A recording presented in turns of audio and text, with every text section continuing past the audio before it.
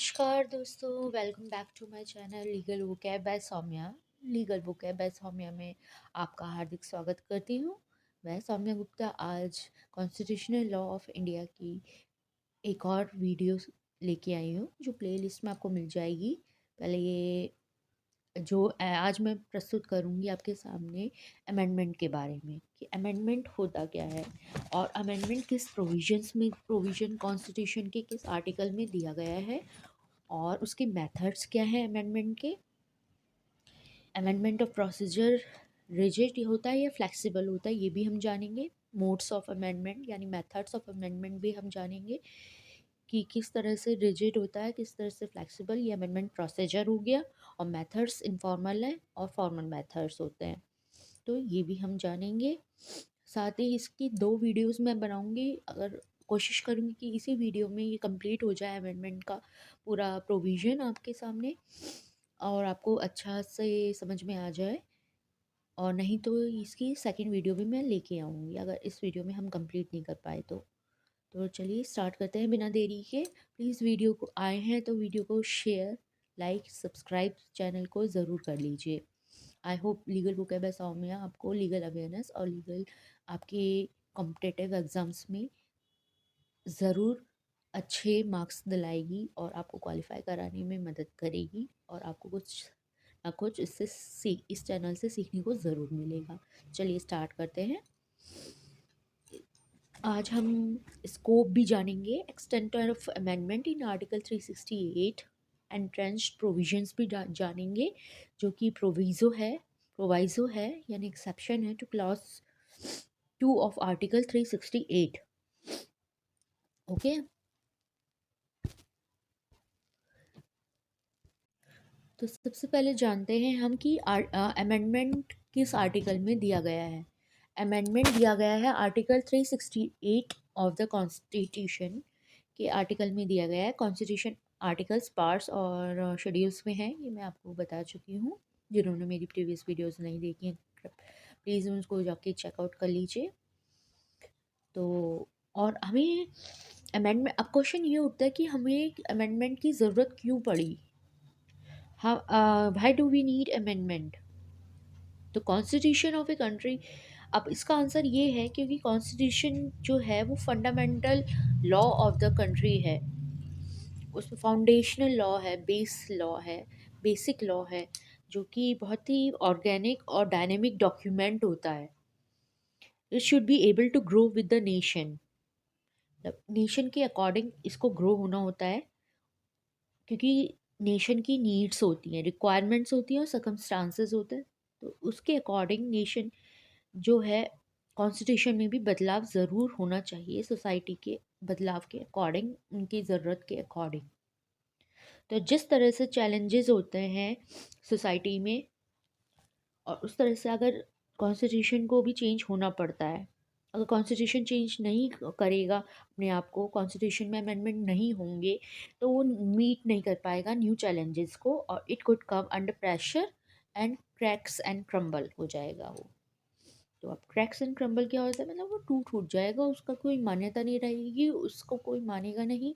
और क्योंकि वो एक फंडामेंटल लॉ है तो उसके अकॉर्डिंग जो है सोसाइटी के अकॉर्डिंग उसको कॉन्स्टिट्यूशन को अमेंडमेंट होना ज़रूरी है, अमेंड करना ज़रूरी है। अब इसके मोड्स क्या है, मोड्स जान लेते हैं। इसके मोड्स हैं, 2 मोड्स हैं। कौन से मोड्स हैं, एक इनफॉर्मल मोड है, एक फॉर्मल मेथड है। इनफॉर्मल मेथड क्या कह रहा है, इनफॉर्मल मेथड ये कह रहा है कि amendment by changing A well established convention, मतलब कन्वेंशन होता है एक तरीके का एग्रीमेंट बिटवीन द नेशंस। लेकिन यहाँ पे क्या होगा, amendment by changing A well establish convention, जो कन्वेंशन जो नेशन ने अपने एग्रीमेंट किए होंगे उसमें बदलाव कैसा आएगा वेल इस्टेब्लिश कन्वेंशन में, उसको अमेंडमेंट कैसे करेंगे, इनफॉर्मल मेथड से। दूसरा होता है इनफॉर्मल मेथड में ही amendment by change in the interpretation of the provisions of the constitution, मतलब प्रोविजंस कॉन्स्टिट्यूशन के इंटरप्रेट करके उसमें चेंजेस लाना, राइट। जैसे पहला जो मैंने बताया मेथड इनफॉर्मल का ही फर्स्ट पार्ट जो कन्वेंशन के बेस पे होता है कि कन्वेंशन वेल एस्टेब्लिश होता है, उसको चेंज करना जो होता है उसको इनफॉर्मल मेथड में भी जाना जाता है। जैसे कि एग्जांपल है कि इस केस में इन केस एक केस है जैसे कि चीफ जस्टिस ऑफ इंडिया का, जिसमें since the commencement of the constitution 1950 से टिल 1973 तक the convention got evolve and observe किया गया है। इसमें कन्वेंशन की को इवॉल्व निकला है और उसको ऑब्जर्व किया गया है। बट इन 1973 में this convention was not observed कि चीफ जस्टिस ऑफ इंडिया का ये कॉन्स्टिट्यूशन था, ये sorry chief justice of India का ये कन्वेंशन था कि उसको सीनियर मोस्ट जज के बाद वाला जो सुप्रीम कोर्ट के जो सीनियर मोस्ट जज होंगे उसको उनको अपॉइंट करने के करा जाएगा चीफ जस्टिस ऑफ इंडिया की तरह as the chief justice of India.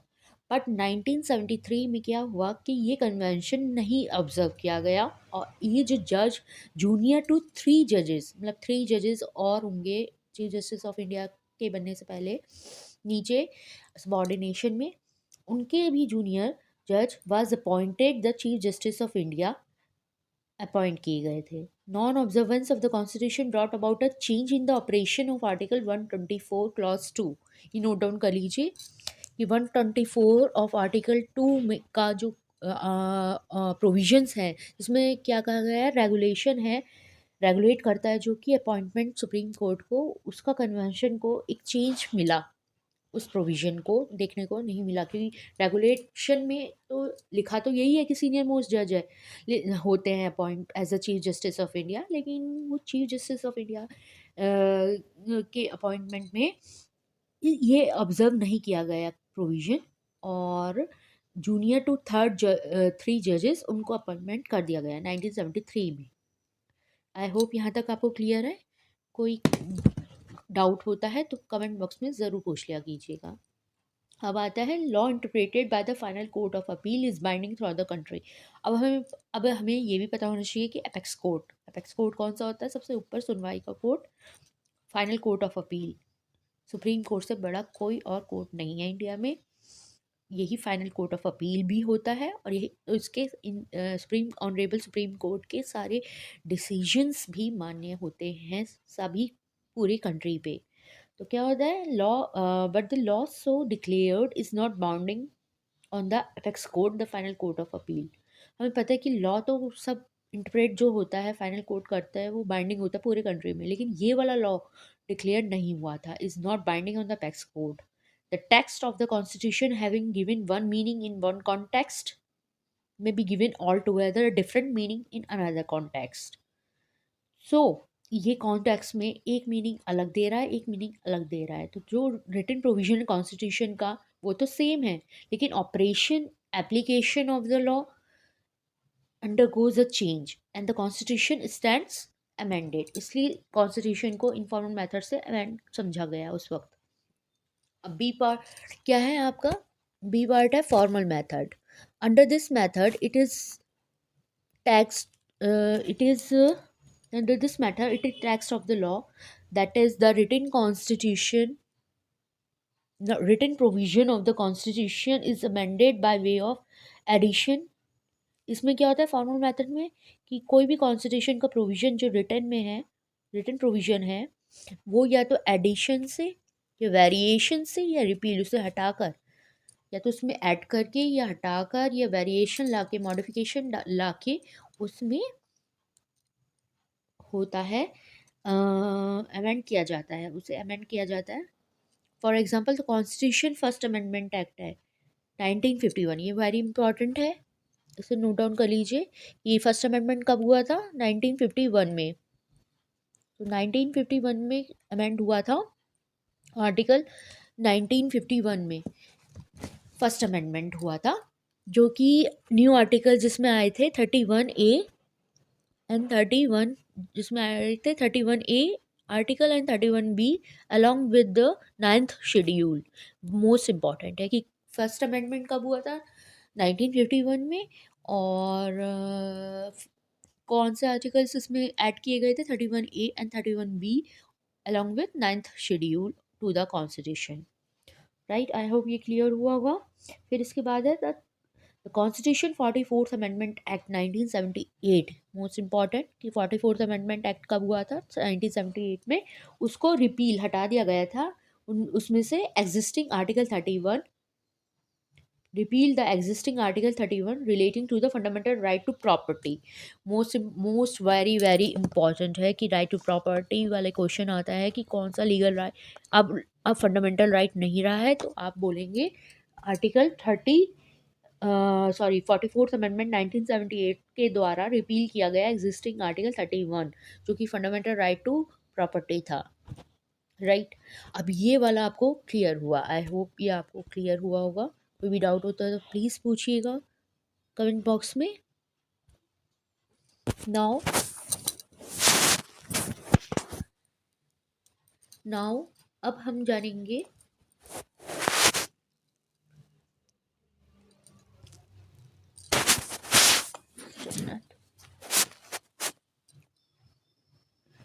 Modes of amendment हो गया आपका।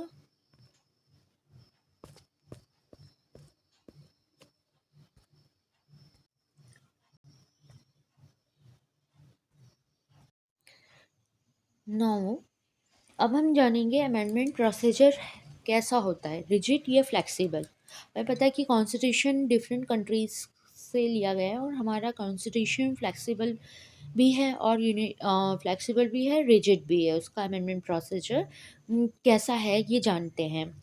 तो हमें पता है कि कॉन्स्टिट्यूशन फेडरल सिस्टम है हमारा कॉन्स्टिट्यूशन, जिसमें कि बहुत ही एक्सट्रीमली रिजिड होता है। अगर फेडरल सिस्टम को देखें तो उसमें अमेंडमेंट प्रोसीजर बहुत ही रिजिड होता है। राइट, डिफ़िकल्ट होता है, कॉम्प्लिकेटेड होता है अमेंड करना उसे। लेकिन इंडियन कॉन्स्टिट्यूशन ने बहुत ही लेस रिजिड प्रोसीजर को अपनाया है और एक in compare to different other countries से। Our procedure amendment is more flexible है देन रिजिड। रिजिड नहीं है इतना जितना कि फ्लेक्सिबल है। ट्रेडिशनल वे ऑफ अमेंडमेंट से भी, जैसे कि फेडरल पॉलिटीज़ में देखे गए हैं जिस तरह से अमेंड किए जाते हैं रिजिड प्रोसीजर से, जैसे कि यूएसए, यूके, स्विट्ज़रलैंड में, तो वैसा कुछ ऐसा नहीं है हमारे प्रोसीजर में, अमेंडमेंट प्रोसीजर में। राइट, कॉन्स्टिट्यूएंट असेंबली ने डिबेट भी की है इस पे, ये आपको मैं फॉर नॉलेज बता दे रही हूँ कि ironically the draft provisions relating to the amending power came in for sharp criticism, and it was felt that the procedure for amending the constitution was too difficult। उस टाइम पे माना गया था। तो डॉक्टर अंबेडकर जी ने क्या कहा था? Pointed out that in comparison to the US constitution, the provisions of the draft constitution was very simple है, होने चाहिए। He rightly pointed out that need for a two-third majority as a future parliament may not be a non-partisan and would have an axe to grind। ये Indeed बहुत ज़्यादा prophetic words थे, लेकिन little Dick doctor Ambedkar ने realise किया कि less than 25 years में constitution ऐसा हो गया है कि वो बहुत ही डेंजर में आ गया है और बिल्कुल ब्रिंक पे आ गया है कि वो ख़त्म हो जाएगा। तो इसलिए अमेंडमेंट प्रोसीजर फेडरल कॉन्स्टिट्यूशन का with respect to India simple, flexible, other countries से अपनाया गया है। So our constitution makes an easier mode for changing those provisions of the constitution which did not primarily affect federal system। Like any written constitution of India जो है, amendment procedure मैंने आपको बताया सब कंट्री के तरह अमेंडमेंट प्रोसीजर अपनाया है इंडिया ने भी, लेकिन फ्लेक्सिबल है, रिजिड नहीं है इतना। It shall provide more than one provision and procedures for its amendment. एक से ज़्यादा प्रोविजंस और प्रोसीजर्स अपनाए गए हैं अमेंडमेंट ने। Main provision in this regard is article 368 के अकॉर्डिंग है। ये क्वेश्चन आता है आपका प्री में कि किस आर्टिकल में कॉन्स्टिट्यूशन के अमेंडमेंट किया जा सकता है, तो आप कहेंगे आर्टिकल 368। पार्लियामेंट हमें पता है यूनियन पावर की, कॉन्स्टिट्यूंट पावर की रिपॉजिटरी है। रिपॉजिटरी मतलब होता है भंडार है, भंडार गृह है, जिसमें पूरी कॉन्स्टिट्यूएंट पावर्स हैं पार्लियामेंट के पास। लेकिन ठीक है, और सर्टेन फीचर्स हैं पार्लियामेंट के।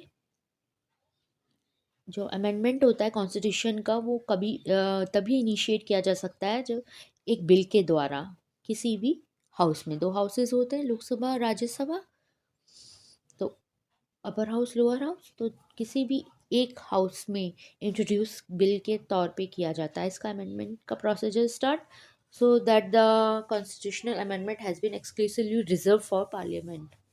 पार्लियामेंट में के ये कोई भी हाउसेस होते हैं दोनों, उसमें ईदर ऑफ द हाउसेस में ये रिजर्व किया जाएगा फॉर द मतलब इंट्रोड्यूस किया जाता है बिल को। For the most part the provisions of the constitution can be amended by parliament by special majority. Special majority होनी चाहिए अमेंडमेंट में, dual majority, namely majority of the total membership होनी चाहिए, और मेजॉरिटी इसकी भी नहीं होनी, not less than 2/3 of the members of each house present and voting.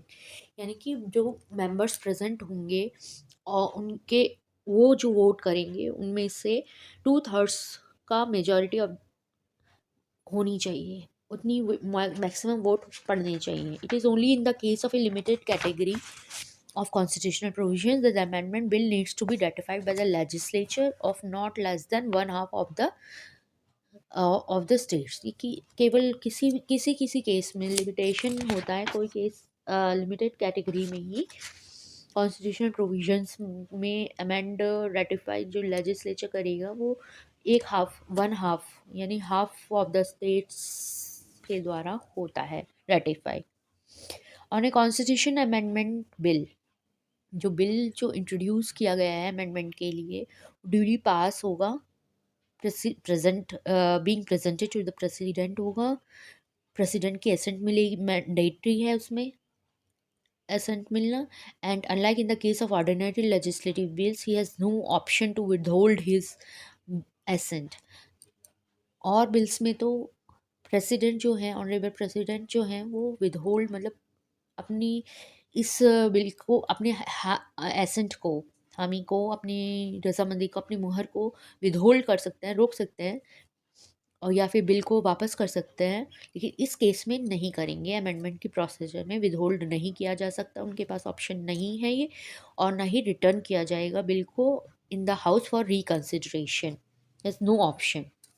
Fourth, it is significant that none of the provisions of the Constitution is unamendable in as much as Parliament can in any way amend। ये ज़रूरी है कि कोई भी provisions of the constitution का amend ना हो सके, ना हुआ हो, अनअमेंडेबल रह जाए, in as much as parliament can in any way amend, alter or repeal कर सकता है any provisions of the constitution को, and such amendment can be question in any court of law. किसी भी कोर्ट ऑफ लॉ में parliament के द्वारा जो अमेंड किया गया है उसको क्वेश्चन नहीं किया जाएगा कोई भी ग्राउंड पे, अनलेस तब तक ये किया जाएगा दे टेंड टू ऑल्टर और violate which may be consider as the basic features of the constitution. में आगे बताऊंगी, वेरी वेरी वेरी इंपॉर्टेंट है basic feature of the constitution क्या होता है। तो अंत तक वीडियो को ज़रूर देखिएगा। Unless they tend to alter, जब तक कि नहीं करेगा कोई भी क्वेश्चन नहीं होगा कोर्ट ऑफ लॉ में, जब तक कि ऑल्टर नहीं होगा और वायलेट नहीं करेगा, मे बी वायलेट नहीं करेगा basic structure, basic features of the constitution को। राइट, आई होप यहाँ तक आपको क्लियर हुआ होगा। क्लियर हुआ है तो थम्स अप कर दीजिए, लाइक कर दीजिए, शेयर कर दीजिए, कमेंट, सब्सक्राइब कर दीजिए चैनल को।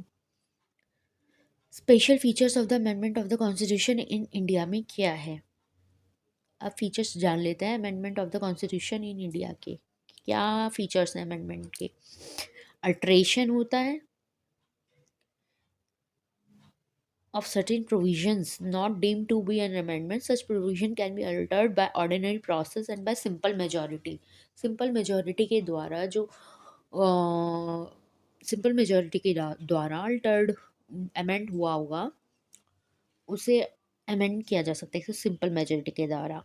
Other provisions of can be change only by way of amendment under article 368। जो फॉर्मल इनफॉर्मल मेथड्स मैंने आपको बताए हैं आर्टिकल 368 के अकॉर्डिंग, ये प्रोविजंस होंगे। और कुछ प्रोविजन सिंपल मेजॉरिटी से होते हैं, कुछ प्रोविजन 368 आर्टिकल के अमेंडमेंट के द्वारा होता है। अगेन दिस इज डिफरेंशिएशन होता है procedure for amendment depending upon the nature of provisions to be amended, कि किसको अमेंड करना है, किन प्रोविजंस को अमेंड करना है उस पर डिपेंड करेगा कि किस तरह का अमेंडमेंट चाहिए।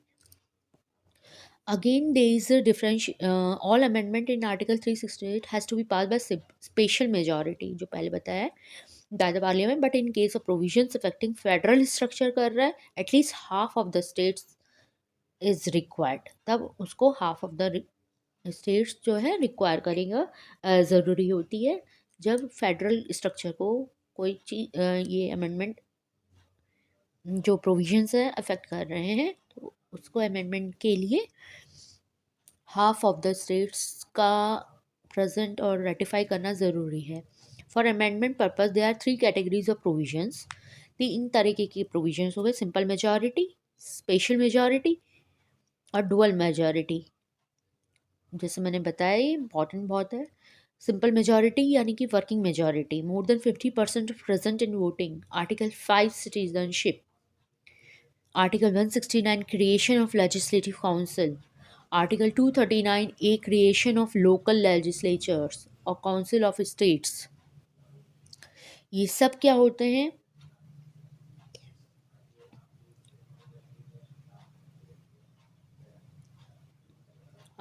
Must be effected by special major at creation of local legislature council of ministers of both for certain union territories। तो ये सब क्या है?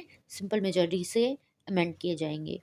स्पेशल मेजॉरिटी यानी डुअल मेजॉरिटी से कौन से कह जाएंगे? ऑल कॉन्स्टिट्यूशन अमेंडमेंट एक्सेप्ट किसके किसके अलावा? Above mentioned articles, section 5 article 5, article 169, article 239 के अलावा must be affected by special majority, जिसमें क्या होगा? Majority of total plus majority of not less than 2/3 of members of that house present in voting. Dual majority हो गई। Third क्या होती है? By special majority.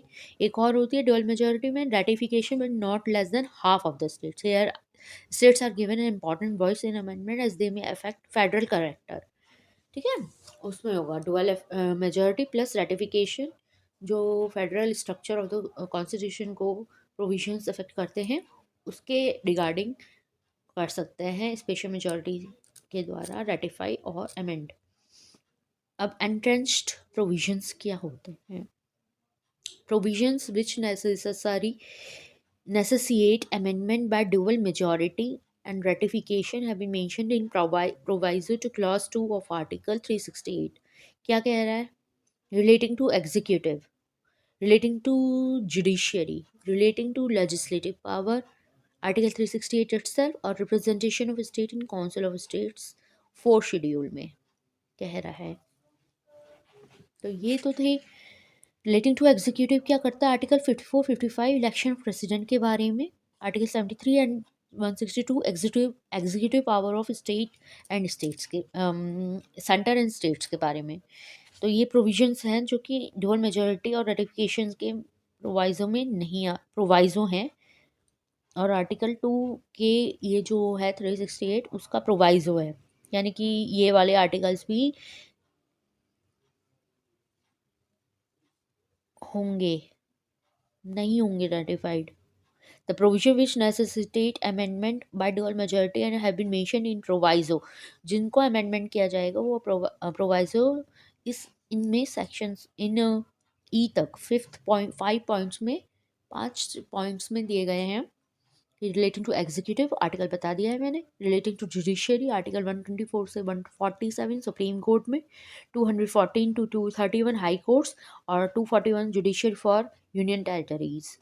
सी है relating to legislative powers, article 245 से 255 distribution of legislative powers, part 11 chapter 1 list of 7 schedule. Representation of state in council of state 4 schedule और article 368 itself. तो I hope ये आपको क्लियर हुआ होगा। कुछ भी अगर आपको डाउट होता है तो प्लीज़ कमेंट बॉक्स में पूछ लीजिए।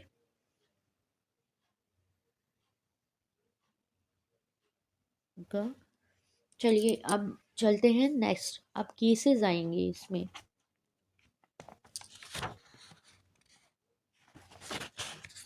इसको हम लेते हैं अब मैं आपको केसेस के बारे में बताऊंगी, जो कि नेक्स्ट वीडियो में मैं आपको बताऊंगी। यहाँ तक आपको कैसा लगा प्लीज़ मुझे बताइएगा। और मुझे लाइक शेयर सब्सक्राइब चैनल को ज़रूर कर दीजिए। आई होप जुडिशरी के फील्ड में और जुडिशरी की फील्ड में आपको ये बहुत ही मदद करने वाला चैनल है। Please Thums up, like share subscribe कर दीजिए चैनल को। That's all for now.